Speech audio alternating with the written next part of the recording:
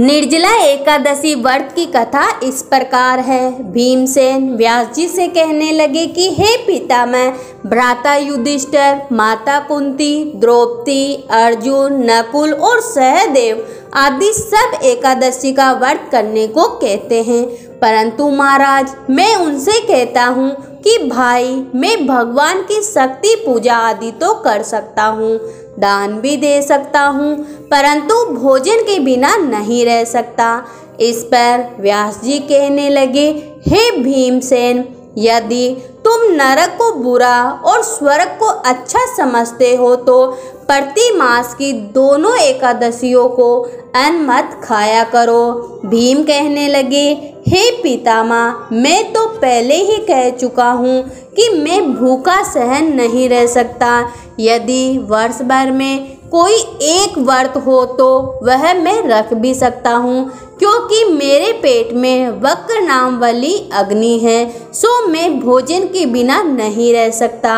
भोजन करने से वह शांत रहती है, इसलिए पूरा उपवास तो क्या एक समय भी बिना भोजन के रहना कठिन है। आप मुझे कोई ऐसा व्रत बताइए जो वर्ष भर में केवल एक बार ही करना पड़े और मुझे स्वर्ग की प्राप्ति हो जाए। श्री व्यास जी कहने लगे कि हे पुत्र, बड़े बड़े ऋषियों ने बहुत शास्त्र आदि बनाए जिनसे बिना धन के थोड़े परिश्रम से ही स्वर्ग की प्राप्ति हो सकती है। इसी प्रकार शास्त्रों में दोनों पक्षों की एकादशी का व्रत मुक्ति के लिए रखा गया है। व्यास जी के वचन सुनकर भीमसेन नरक में जाने के नाम से भयभीत हो गए और कांपकर कहने लगे कि अब क्या करूं? मास में तो 2 व्रत तो मैं नहीं कर सकता। हाँ, वर्ष में एक व्रत करने का प्रयत्न अवश्य कर सकता हूँ। वर्ष में एक दिन व्रत करने से यदि मेरी मुक्ति हो जाए तो कोई ऐसा व्रत बताइए। यह सुनकर व्यास जी कहने लगे, वैशव और मिथुन संक्रांति के बीच ज्येष्ठ मास के शुक्ल पक्ष की जो एकादशी आती है उसका नाम निर्जला एकादशी है। तुम उस एकादशी का व्रत करो। इस एकादशी के व्रत में स्नान और आचमन के सिवा जल वर्जित है। आचमन में 6 मासे से भी अधिक जल नहीं होना चाहिए, अन्यथा वह मद्यपान के बिना सदस्य हो जाता है। इस दिन भोजन नहीं करना चाहिए, क्योंकि भोजन करने से व्रत नष्ट हो जाता है। यदि एकादशी को सूर्य उदय से लेकर द्वादशी के सूर्य उदय तक जल ग्रहण न करे तो उसे सारी एकादशियों के व्रत का फल प्राप्त होता है।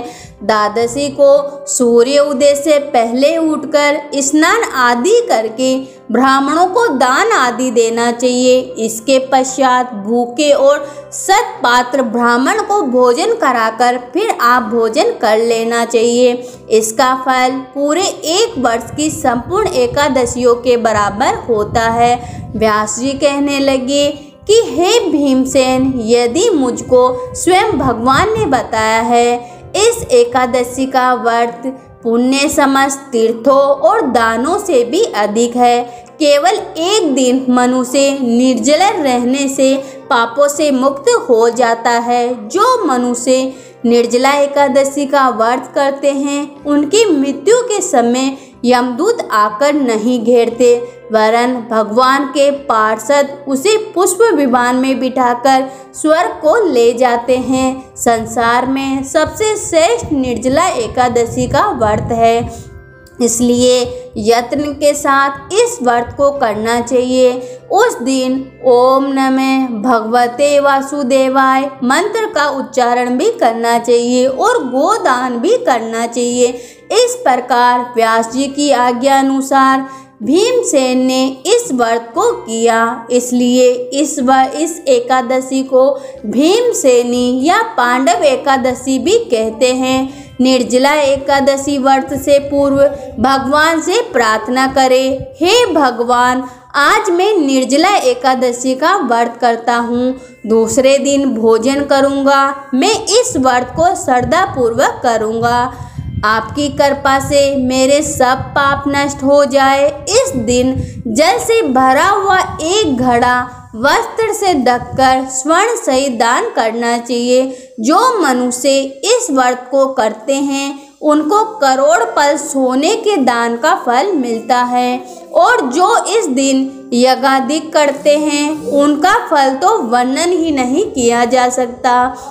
इस एकादशी के व्रत से मनुष्य विष्णु लोक को प्राप्त होता है। जो मनुष्य इस दिन अन्न खाते हैं वे चांडाल के समान होते हैं, वे अंत में नरक में जाते हैं। जिसने निर्जला एकादशी का व्रत किया है वह चाहे ब्रह्म हत्यारा हो, मद्यपान करता हो, चोरी की हो या गुरु के साथ द्वेष किया हो, मगर इस व्रत के प्रभाव से स्वर्ग जाता है। हे कुंती पुत्र, जो पुरुष या स्त्री श्रद्धा पूर्वक इस व्रत को करते हैं उन्हें अग्रलिखित कर्म करने चाहिए। प्रथम भगवान का पूजन, फिर गोदान, ब्राह्मणों को मिष्टान व दक्षिणा देनी चाहिए तथा जल से भरे कलश का भी दान अवश्य करना चाहिए।